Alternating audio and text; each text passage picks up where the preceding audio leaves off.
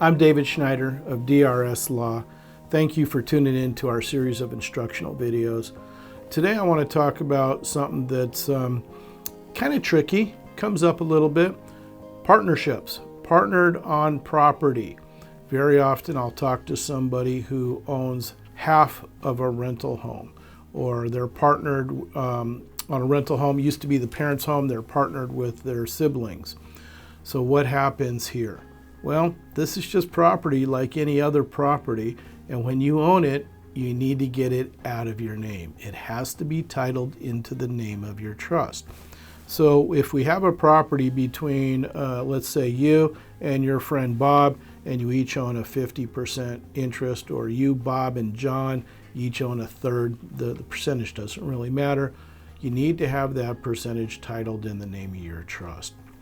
Again, this will help us to ensure that proper decisions can be made should you become incapacitated, and having an exit strategy, meaning when you pass away, so that this percentage of the ownership will pass to your family and not pass to the partner.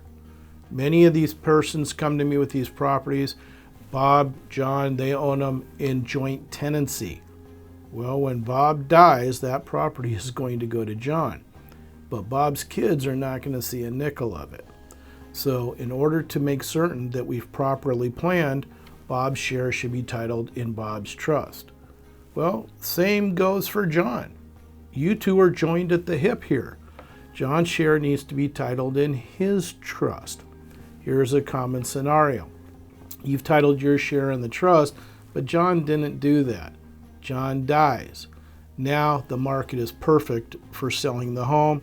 It's time to sell the home. You don't want to necessarily be partnered with John's kids, but now this property has to pass through a probate proceeding because John didn't retitle his share in the name of the trust.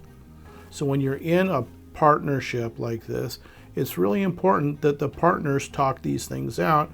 They seek competent counsel, and they each make a plan to deal with this.